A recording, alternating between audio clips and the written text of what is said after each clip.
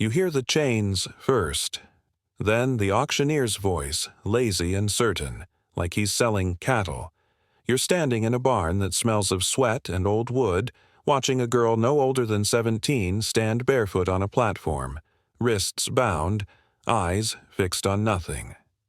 The year is 1869, 4 years after Appomattox, 4 years after the Emancipation Proclamation supposedly ended this.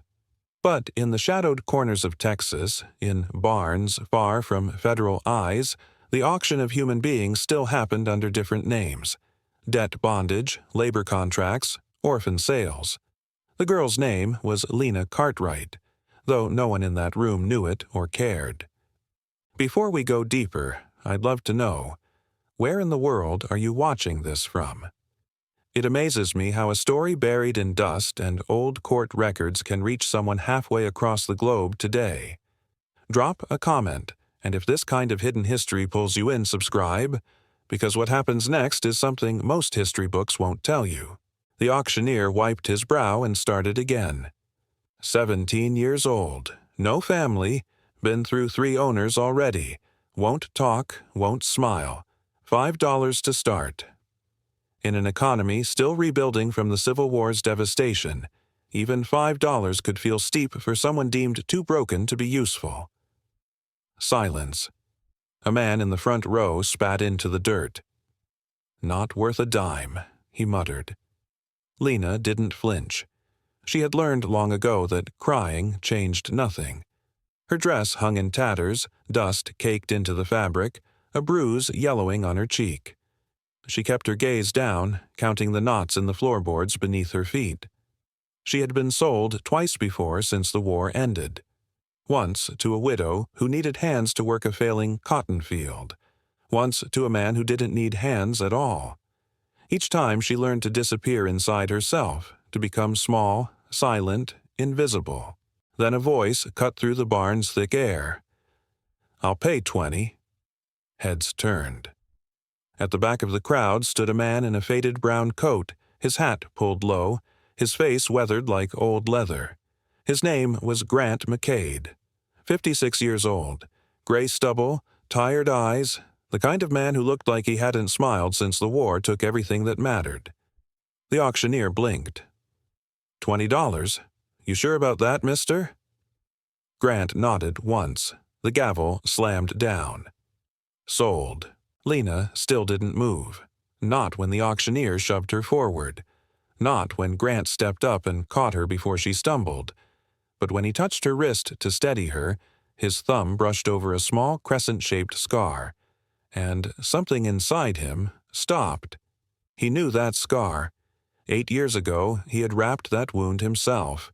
Back when Lena was 9 years old, hiding behind her father's leg, asking if it would leave a mark. He had told her no. He had lied. Grant paid the man in crumpled bills, unlocked the chains from Lena's wrists right there in the barn, and led her outside. "No one should wear those in a free country," he muttered, though his voice sounded more like a prayer than a statement. She followed him to the horses without a word. He didn't try to make her speak. They rode in silence down a long dirt road that stretched toward the hills, the sun hammering down on them like judgment. After an hour, Grant stopped beneath a sprawling oak tree, the only shade for miles. He climbed down, tied the horses, and pulled a canteen from his saddlebag. He held it out to her carefully, like offering food to a wounded animal. She hesitated. Her green eyes studied him. Not with hope, but with the cold calculation of someone who had learned to expect nothing good from strangers. Finally, she took the canteen. She drank once, wiped her mouth, and then looked at him directly for the first time. Her voice was quiet, but it cut like a blade. "Guess you got what you paid for. Do what you want." Grant froze. The words hit him harder than any blow he'd taken during the war. He knelt slowly, making sure his hands were visible, empty.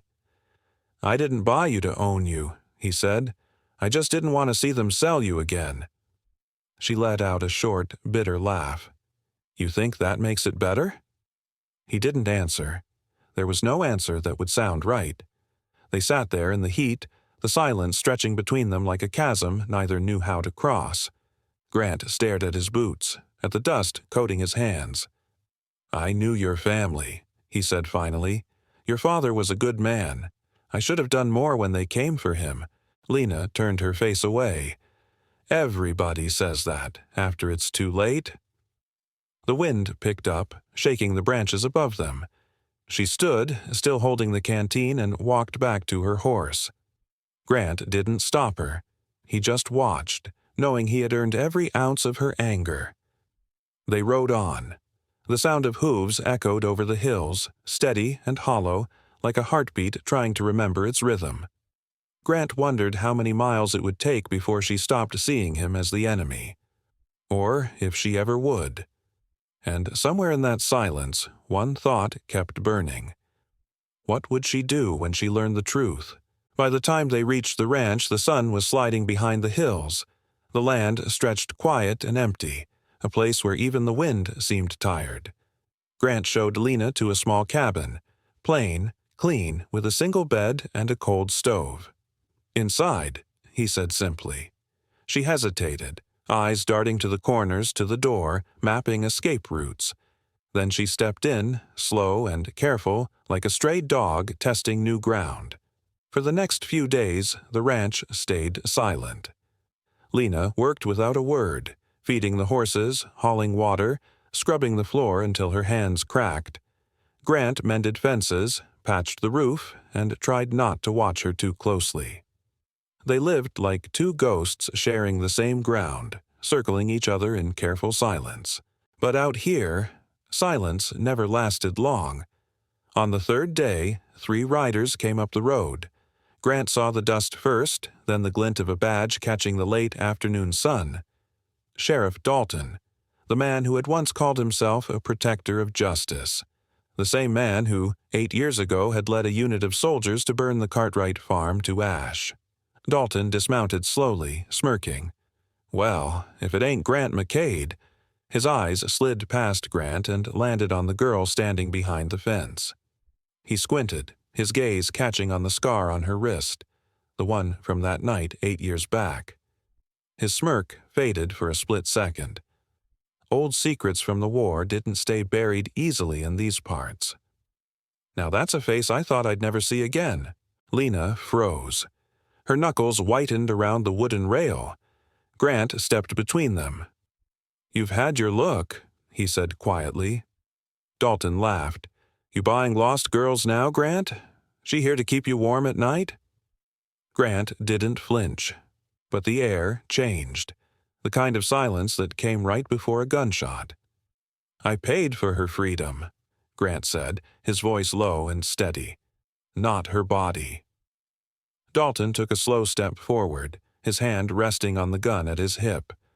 "Well, that's mighty noble of you. But you see, I remember that name, Cartwright. Her daddy was a traitor. It was the same old lie he'd spun to justify the raid, calling honest farmers traitors to the Union cause just to grab their land in the chaos after Appomattox." Lena's breath hitched. She gripped the rail harder, her mind flashing back to the flames that night, wanting to spit the truth at him, but knowing silence had kept her alive this long in a world still healing from the war. Grant's jaw tightened. "She's under my protection," he said. Dalton chuckled, then reached into his pocket and pulled out a single bullet. He placed it on the fence post between them. "A reminder, Grant," he said softly. "Some ghosts don't stay buried." When they finally rode off, the dust they left behind felt heavier than before. Lena picked up the bullet and turned it in her hand. "Who was that?" she asked quietly. Grant didn't answer. Not yet. He just looked out toward the fading sun. The memory of fire and screams still burned into his mind, because he knew this wasn't over, and when Dalton came back, blood would follow. That night, the wind blew harder than usual, the kind that carried the smell of rain and old memories. Grant sat by the small fire in the cabin, the light dancing on the rough wood walls. Lena sat across from him, silent as ever, her face half hidden in shadow. Neither had spoken since Dalton's visit. But silence has a way of forcing truth out. After a while, Lena reached into her pocket and placed something on the table. A small silver pocket watch, old and worn. The initials RC faintly carved on its back. She pushed it toward him. "Recognize it?" she asked quietly. Grant's hand froze in midair. He did recognize it. Robert Cartwright, her father. "I found it in a bag left behind after the raid," she said. "I kept it for 8 years, hiding it. Every time they sold me to a new house, I made sure no one ever touched it. It was the last thing Pa gave me before the soldiers came." He whispered, "Keep this safe, Lena." A reminder of the family the war tore apart, like so many across the South. She looked up at him, her eyes sharp but wet. "You knew him, didn't you?" Grant swallowed hard. His voice came out rough. "I did." Lena leaned forward. "Then tell me the truth. What really happened that night?" Grant stared at the flames for a long time. They flickered, twisted like ghosts dancing. He finally spoke, each word slow and heavy. "My father sold out your family for their land after the war. I overheard him telling the soldiers. I rode to warn your pa. But it was too late. Everything was burning. I was a coward. I lived, and they didn't." Lena said nothing. She reached for the watch and closed her hand around it. Her knuckles white, her fingers shook like she wanted to hurl it into the fire and forget. But the memories held on tight. Echoes of a pre-war life when families like hers dreamed of a better America. "You think telling me this makes it better?" she asked. "No," he said softly. "It doesn't. But you deserve to know who you're standing next to." For a long time, they just sat there, the fire hissing between them. Outside, thunder rolled over the hills like the earth remembering what they tried to forget. Lena finally spoke again, her voice almost a whisper. "If your father did all that, why are you the one carrying the guilt?" Grant looked up, his eyes tired but steady. "Because I was there. Because I did nothing. And because I'm still breathing when they're not." The fire cracked once more. Lena looked at him, and for the first time since they met, her anger seemed to falter. Not gone, just cracked, like something inside her was trying to understand. But before she could speak again, a sound broke through the storm outside. The sound of hooves, fast, close. Grant reached for his gun. Because sometimes the past doesn't knock twice. The sound of hooves faded into the distance, leaving only the crackle of the dying fire.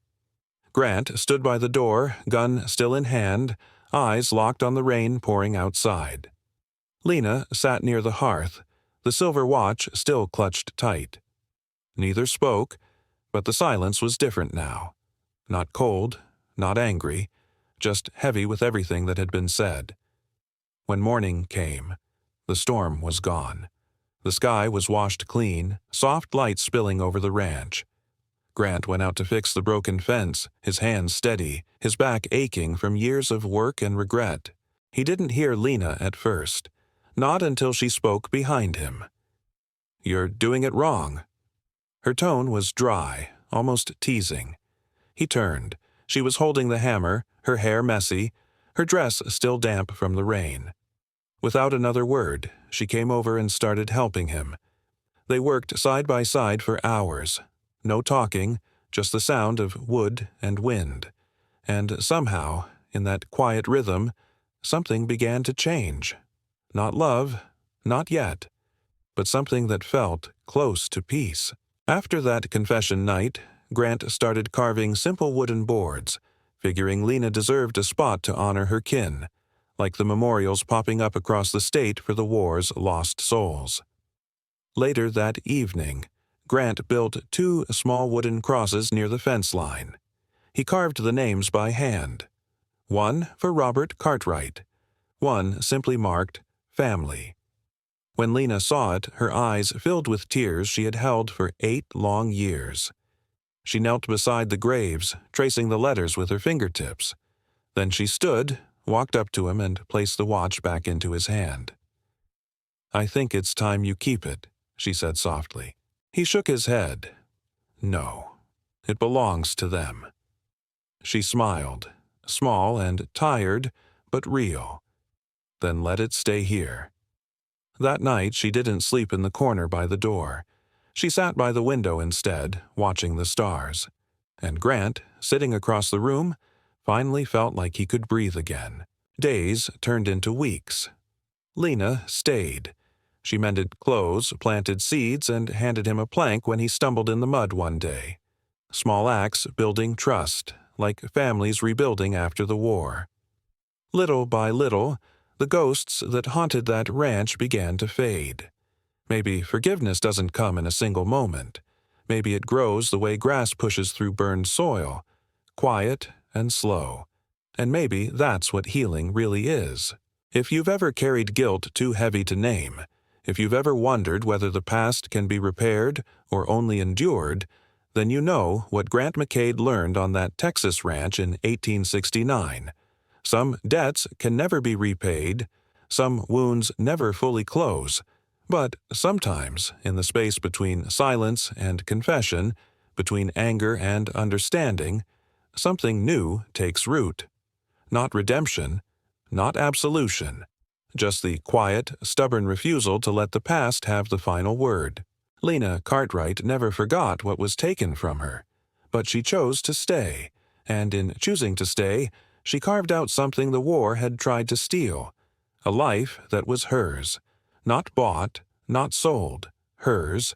The silver pocket watch still sits on that fence post, they say, buried now beneath years of dust and memory, and if you listen closely to the wind that blows through those Texas hills, you might hear the echo of chains breaking. Not all at once, not loudly, but breaking all the same.